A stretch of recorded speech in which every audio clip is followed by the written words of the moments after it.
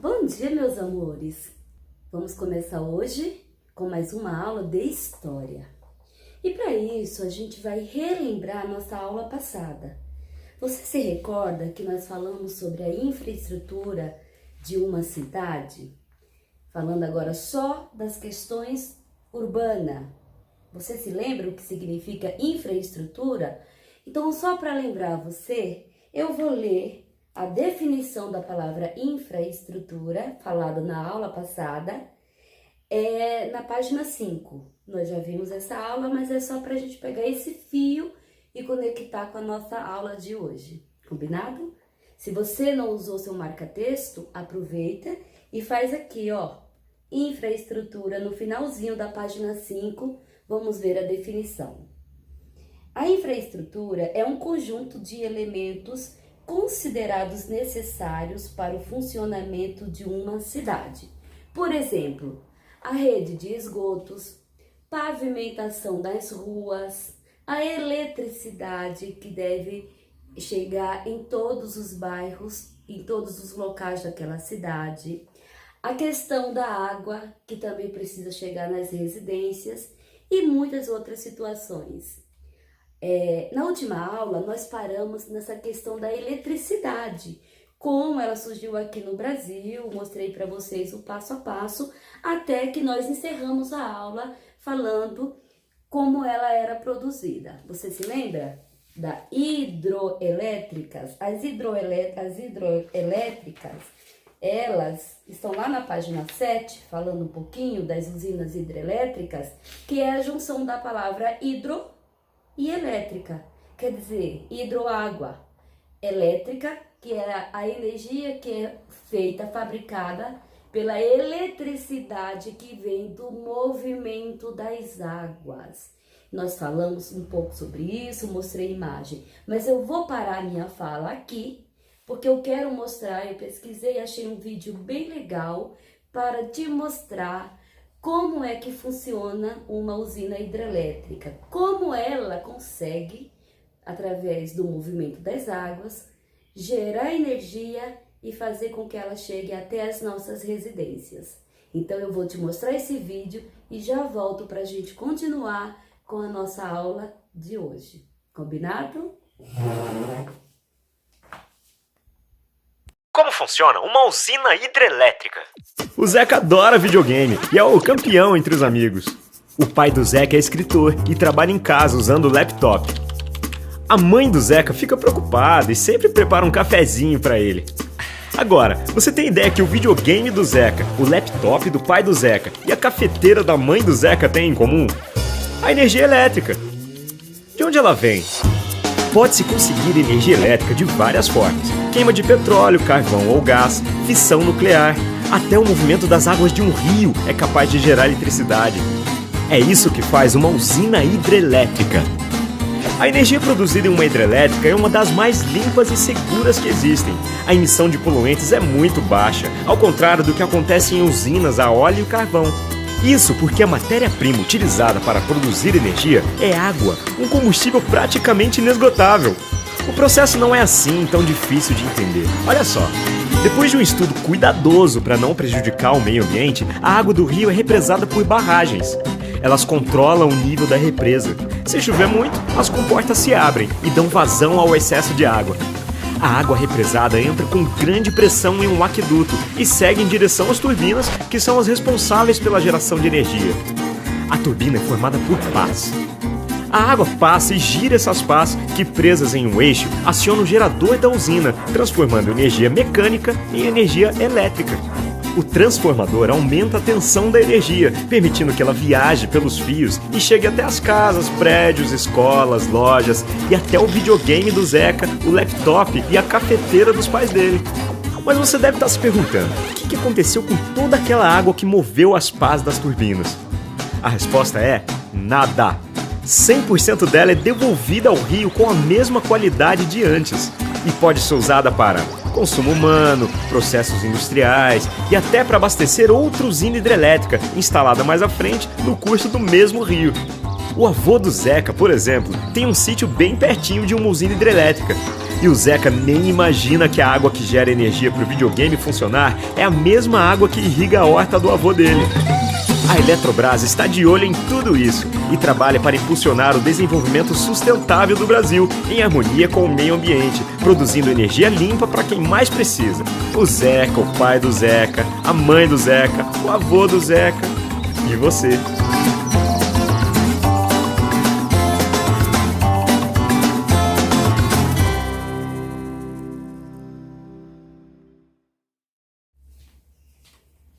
Muito bem, agora que você viu como funciona uma usina hidrelétrica, você pode perceber a importância dela aqui no nosso país, no Brasil, em todas as regiões, em todas as suas unidades federativas, que são os nossos estados, e em todas as cidades, bairros e a nossa casa. Vocês viram como ela é preciosa e às vezes a gente anda desperdiçando água e deixando muitas luzes também ligadas ou aparelhos ligados desnecessariamente. O bom de tudo isso é saber que a eletricidade ela é fabricada, no nosso caso aqui no Brasil, pelas águas e polui bem menos o meio ambiente.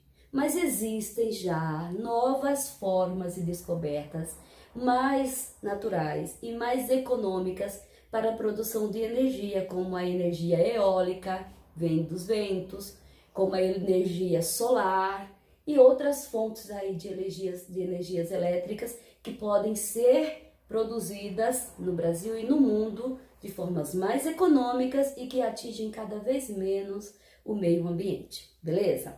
Bom, em nossa aula de hoje, tá na página 10 da sua apostila de história, você pode abri-la, por favor, e tem lá um título, Outras Transformações de Infraestrutura. Nós estamos falando das cidades. Então, vamos voltar a falar nela e sobre essa organização. A infraestrutura, como a gente viu no início, é a organização e quando alguém providencia alguns elementos básicos necessários para que a zona urbana, quer dizer, uma cidade, possa receber seus cidadãos, seus habitantes com maior conforto e qualidade de vida. Mas não foi sempre assim, nem sempre isso acontece. Sabe por quê? Porque bem antigamente, a maioria das pessoas viviam mais no campo do que na cidade. Os problemas no campo começaram a surgir. Por exemplo, grandes fazendeiros que possuíam muitas terras contratavam muitas pessoas que moravam no campo para fazerem seus serviços. Por exemplo, arar a terra, cuidar das plantações, cuidar da criação dos seus animais. E, por trabalharem muito, esses fazendeiros tinham muitos lucros e pagavam pouco para seus trabalhadores rurais. Ou seja, eles eram explorados. Depois, com o surgimento de novas tecnologias, máquinas que foram trabalhar também no campo, fazia o trabalho, uma máquina só, fazia o trabalho, por exemplo, de 5 a 10 empregados. Então, esses fazendeiros ricos compravam essas máquinas e esses trabalhadores ficavam sem trabalho e sem salário. E assim, muitos problemas começaram a surgir para as pessoas que moravam no campo, na zona rural. Ficando sem opções de trabalho e sem opção de viver, de sonhar em ter uma vida melhor, eles saíam do campo e foram morar nas cidades. Esse processo de mudança é chamado de êxodo rural. As pessoas saem do campo e vão para a cidade. Muitas, assim, coisa de 10 anos, aumentavam um monte de mais pessoas morando nas cidades. Cada vez mais pessoas moravam na cidade e abandonavam o campo. Por isso que hoje, se você fizer alguma pesquisa, você vai descobrir que a maioria das pessoas vivem muito mais nas cidades e menos pessoas vivem no campo, por esses problemas todos que eu acabei de apontar e de mostrar a você. Mas, você já ouviu falar na palavra, por exemplo, pavimentação, periferia? Já ouviu falar? Tem aí o significado delas na página 10, bem no finalzinho do seu livro. No segundo parágrafo, no título que tem outras transformações de infraestruturas, no segundo parágrafo, fala o que eu vou explicar bem rapidinho, mas é importante que você leia todos esses 3 parágrafos da página 10 com atenção, destaque o que foi importante para você não esquecer. Bom, falando do segundo parágrafo, foi bem simples, eu vou resumi-lo. O que acontece? Com a chegada desse monte de pessoas, essa nova população, com esse êxodo rural, as cidades não foram planejadas e não tinham estruturas e espaços suficientes para receber essa quantidade toda de pessoas que foram assim rapidamente, de cada 5 anos, 10 anos, muitas pessoas migravam, né, de lá para a cidade. E aí faltou o quê? Faltou ter mais escola para as crianças, a cidade não estava preparada para ter hospitais suficientes para todas as pessoas que precisassem, faltou muita coisa. Então, as ruas foram surgindo desorganizadamente, sem planejamento. Muitas pessoas foram morar longe dos centros da cidade. Então, a palavra periferia são bairros ou moradias de pessoas que ficam longe do centro de qualquer cidade. Existem 2 tipos de periferia, a gente já viu isso numa outra aula, se eu não me engano, de geografia. A periferia pobre e a periferia rica. Pessoas ricas que saem dos centros por conta dos barulhos e tudo mais e alugam ou compram campos, casas bem longe, distante do centro para ter paz e sossego. Não é sítio, ainda é cidade. Mas tem a periferia pobre, que são as pessoas que não têm mais espaço nem condições de viverem com casas boas. Essas pessoas que vieram sonhando dos sítios, do campo, para morar na cidade, elas sonhavam em ter bons trabalhos, porque tinha muita indústria. Elas sonhavam em ter bons salários, boas escolas para seus filhos, e assim terem suas casas. Só que esse sonho afundou, não deu tudo certo. Muitas tiveram que improvisar suas casas, e assim foi o surgimento de favelas, chamadas hoje de comunidade. Essas casas desses bairros da periferia bem mais pobres, são casas que ficam em ruas que não tem pavimentação. O que é pavimentação? São ruas que não tem um asfalto, não tem um esgoto tratado e encanado para evitar doenças.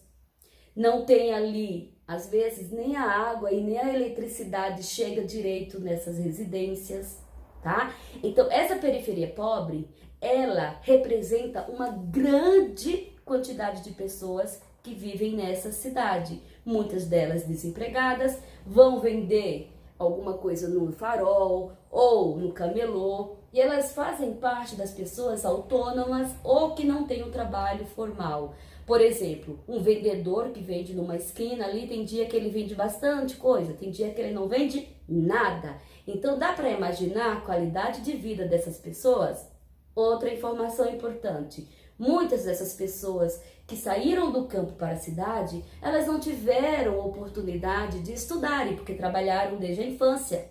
Outra coisa errada. Então elas chegaram na cidade despreparadas para poder conquistar um emprego melhor, para poderem receber um salário mais digno, e aí restou para elas trabalhos mais precários e trabalhos que exploram mais e que pagam menos, certo?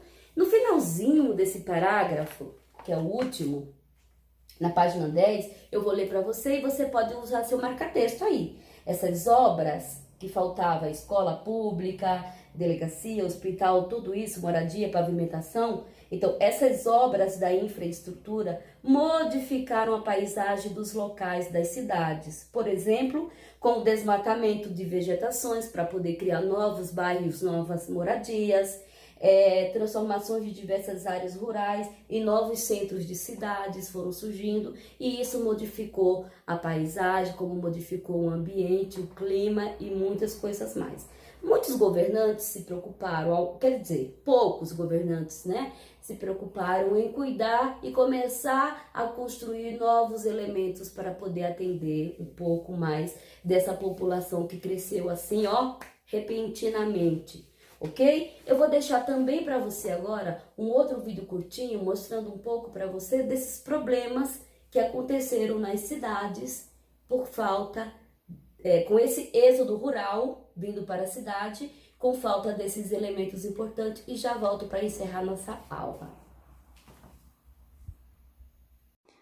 Mas por que, pessoal? Por que as pessoas deixaram o campo para viver nas cidades? Bom, a maior parte das pessoas deixaram o campo para viver nas cidades buscando melhores condições de vida. Cada vez mais a vida no campo se tornou difícil. Por quê? Porque as terras passaram a pertencer aos grandes fazendeiros. Então, os trabalhadores rurais passaram a ter péssimas condições de vida, salários muito baixos, começaram a ser explorados. Então, o trabalho no campo ficou muito difícil. Além disso, também, o trabalho no campo começou a ser modernizado. O que isso significa? Bom, antes, um grande número de trabalhadores era necessário para fazer uma determinada função, um determinado trabalho. E aí, nos dias de hoje, nós temos as máquinas que substituem aí esse grande número de trabalhadores, né? Uma única máquina, ela faz o trabalho de várias pessoas. Então, começou a ter muito desemprego no campo. As pessoas não tinham mais o que fazer no campo, né? Como trabalhar no campo. Então, elas começaram a se mudar para as cidades para buscar melhores condições de vida. Elas acreditavam que lá nas cidades elas teriam empregos, elas teriam uma moradia boa. Mas, pessoal, vocês acham que isso aconteceu? E aí, o que vocês acham? Vocês acham que elas deixaram o campo e se mudaram para as cidades e aí deu tudo certo? Bom, galera, em alguns casos, sim. Mas o problema é que as cidades não estavam preparadas para receber tantos moradores. E aí a gente começa a ter vários problemas urbanos, como, por exemplo, falta de moradias. As cidades, elas não estavam preparadas para receber esse grande número de migrantes, de pessoas que estavam vindo dos campos. Então começou a faltar moradias. E aí as pessoas começaram a construir moradias em lugares insalubres. O que significa isso? Em lugares que não tinha nenhum saneamento básico. A gente já estudou saneamento básico nas aulas de ciência, então não tinha rede de esgoto, não tem tratamento de lixo, eles não têm nem água encanada, né? Eles não têm água. Olha aí nessa imagem que é um lugar que fica em São Paulo. Olha como as casas são feitas, né? Muita falta de infraestrutura. Só que é um grande problema das cidades, porque elas não têm lugares suficientes e também as pessoas muitas vezes não têm dinheiro para pagar um aluguel e aí elas vão morar nesses lugares, vão construir casas nesses lugares. Um outro problema é o desemprego, né? As cidades, elas não têm empregos suficientes para o grande número de pessoas que vivem. Então, a gente tem um grande número de pessoas desempregadas ou pessoas realizando trabalhos informais. O que são trabalhos informais? São aqueles que não têm carteira assinada. As pessoas não têm um salário fixo. Então, aí nessa imagem, a gente vê uma rua em São Paulo que tem várias pessoas vendendo mercadorias nas ruas. Então, tem dias que elas vendem muito, tem dia que às vezes elas não vendem nada. Então, elas não têm um salário fixo. Um outro problema, pessoal, são os transportes, né? A superlotação dos transportes, dos ônibus, dos metrôs, o trânsito, né? O trânsito fica superlotado. E um dos maiores problemas que a gente tem aí nas grandes cidades é a poluição, né? Poluição do ar, porque aí a gente tem grande emissão de gases tóxicos pelos carros, pelas fábricas. A poluição visual. O que é poluição visual? Poluição visual e sonora. Olha essa imagem aí de Goiânia. A gente tem tanta informação de propagandas, né, outdoors, os carros buzinando. Isso causa uma grande confusão, olha, muito barulho, muita informação visual. E a gente também tem a poluição das águas, porque grande parte dos esgotos dessas cidades são jogadas nos rios. E a gente também tem a poluição do solo, porque muitas pessoas jogam os lixos em terrenos, né? Terrenos vazios, em lugares que são inapropriados. A gente já estudou a coleta de lixo, né, na aula de ciências, e existem lugares próprios para fazer, né? Para colocar o lixo que nós produzimos. Mas aí, por conta da grande quantidade de pessoas, eles vão jogando lixo em qualquer lugar. Isso vai causar vários problemas. Vai ter proliferação de ratos que podem causar doenças.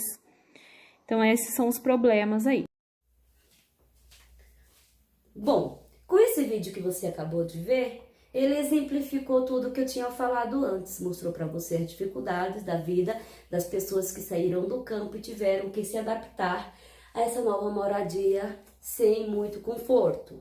Na página 11, ainda fazendo parte da infraestrutura da nossa cidade, no Brasil inteiro, tem aí um outro subtítulo que são pelas estradas e rodovias. Olha essa imagem aqui, que também está no seu livro. Nós temos aí, essa imagem foi tirada em 1945, nós já estamos em 2021, então já é uma foto antiga, né? Preto e branco, não tinha ainda fotos coloridas talvez, mas o que você vê aí? É a vista parcial da rodovia Anchieta, que fica aqui em São Paulo, né? Que liga a serra, que passa toda, ela foi construída toda pela Serra do Mar. Ela liga a capital de São Paulo até a Baixada Santista, as cidades praianas que ficam no litoral aqui de São Paulo, certo?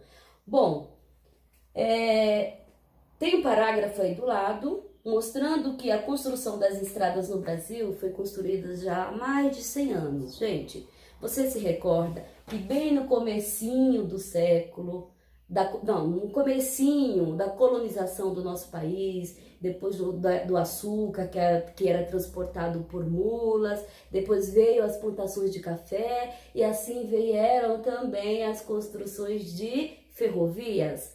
Era por esse transporte que esses produtos eram carregados e levados até o Porto de Santos e vendidos na Europa. Ok, mas depois, com o tempo passando e as cidades se desenvolvendo, muitas estradas foram surgindo também para ligar uma cidade a outra cidade.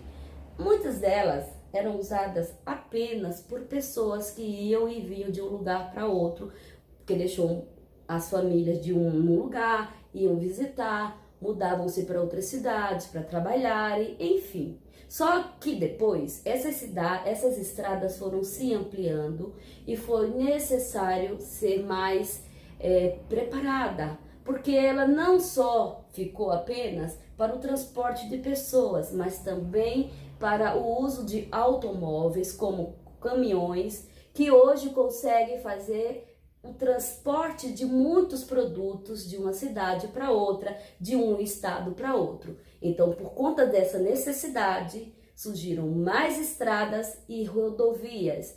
Estradas e rodovias que ligam cidades e ligam estados de norte a sul, de leste a oeste do nosso país. Para encerrar esse ponto da nossa aula, vou deixar um vídeo mostrando também para você como é que funciona a mobilização dentro de uma cidade, não só nas estradas e rodovias, mas dentro da cidade. Seu livro não traz essas informações, mas eu achei importante você poder pensar, assistir esse vídeo curtinho e pensar um pouco mais sobre essa mobilidade de pessoas que circulam pela cidade a pé ou usando sua bike, a bicicleta, ou moto, ou carro, seu transporte, enfim. Eu achei importante você ver. Quero deixar um grande beijo para você, faça todas as suas lições que estão no cronograma. Hoje à tarde, em nossa live, poderemos falar um pouco mais sobre essa aula e faremos a correção das suas lições. Tudo bem? Bye, bye!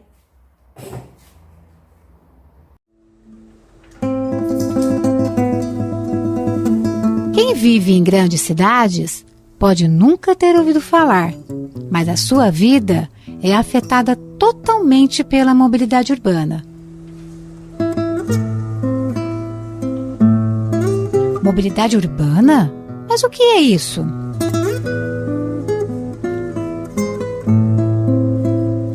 Todos os dias saímos de casa com um destino em mente, seja a pé, de carro ou outros meios de transporte. Neste trajeto, nos relacionamos com pessoas que estão transitando com o objetivo de acessar os diferentes espaços, ou até mesmo levando bens e serviços a outras pessoas.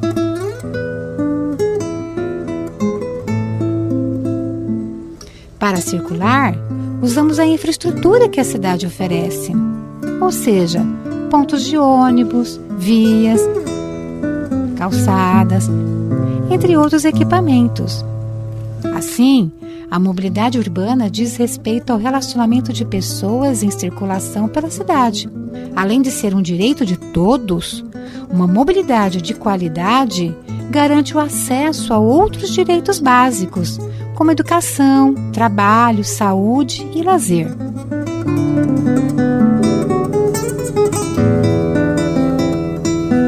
Por isso, a cidade deve ser planejada para atender às necessidades das pessoas e não de máquinas. O sistema de transporte, a infraestrutura da cidade e o planejamento do uso e ocupação do solo devem considerar que as pessoas circulam em diferentes modos de deslocamento e a partir de diferentes condições. Sendo assim, o desafio das cidades é oferecer equilíbrio às diferentes necessidades, sem comprometer as gerações futuras.